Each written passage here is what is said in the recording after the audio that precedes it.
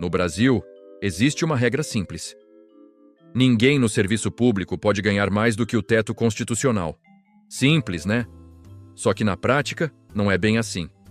Auxílio aqui, indenização ali, gratificação acolá, e de repente o teto vira só um detalhe decorativo.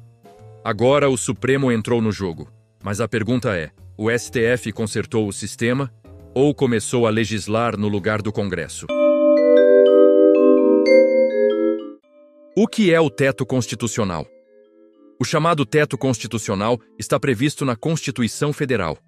Ele estabelece que nenhum servidor público pode receber acima do subsídio dos ministros do STF. Hoje, isso gira em torno de R$ 46 mil.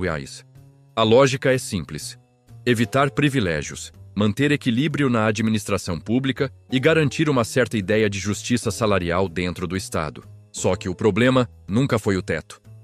O problema sempre foi como contornar o teto. O nascimento dos penduricalhos. Com o tempo, começaram a surgir as chamadas verbas indenizatórias.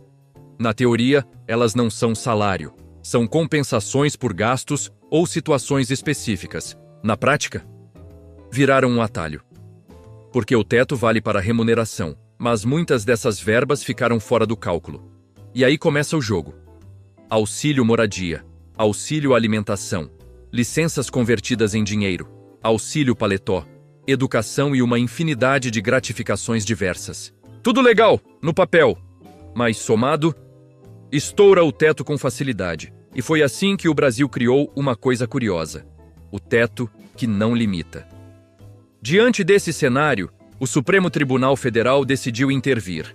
E aqui entra o ponto mais importante do vídeo. O STF criou um rol fechado do que pode ser pago fora do teto. Ou seja, se estiver na lista, pode pure; se não estiver, não pode. Além disso, veio uma regra pesada. Só lei federal pode autorizar esse tipo de pagamento. Isso muda tudo. Porque antes, tanto os tribunais quanto os estados e até órgãos públicos criavam seus próprios benefícios. Agora acabou a criatividade institucional. O que foi cortado na prática? Com essa decisão, várias práticas ficaram comprometidas. Auxílios sem previsão legal clara, pagamentos genéricos, travestidos de indenização, gratificações por funções que já fazem parte do cargo, benefícios criados por ato administrativo. Traduzindo, o STF tentou fechar as brechas que transformavam exceção em regra. Agora vem a parte que incomoda e que a gente não pode fugir. O STF está certo ao combater abusos? Em muitos casos, sim. Mas ele pode fazer isso dessa forma?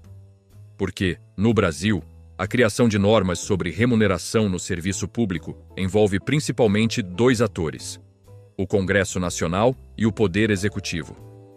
A Constituição Federal de 1988 estabelece que a remuneração de servidores públicos depende de lei, princípio da legalidade. Essa lei, em regra, é aprovada pelo Congresso Nacional, no âmbito federal.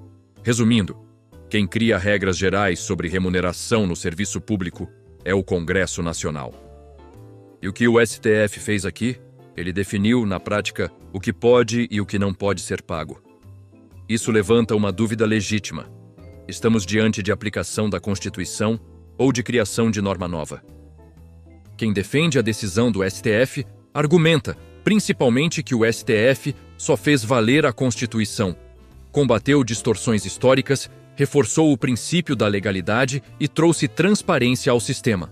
Em outras palavras, alguém precisava fazer. Já os críticos dizem que o STF avançou sobre o legislativo, criou regras sem lei formal, assumiu papel normativo e abriu precedente perigoso. Porque hoje é para cortar excessos, mas amanhã pode ser para ampliar poderes. No fundo, o problema real é que essa decisão revela algo maior. O sistema falhou antes do STF agir. O Congresso não resolveu. Os órgãos se autorregularam mal e os excessos cresceram. Quando isso acontece, o Judiciário entra. E quando o Judiciário entra demais, o equilíbrio institucional começa a balançar. Então vamos ser diretos. O STF tentou consertar um problema real. Mas fez isso ocupando um espaço que, em tese, não era dele. E aí fica a pergunta: é melhor um sistema com abuso tolerado ou um sistema corrigido por quem não deveria corrigir? No Brasil, às vezes, o direito não escolhe entre o ideal, ele escolhe entre o possível.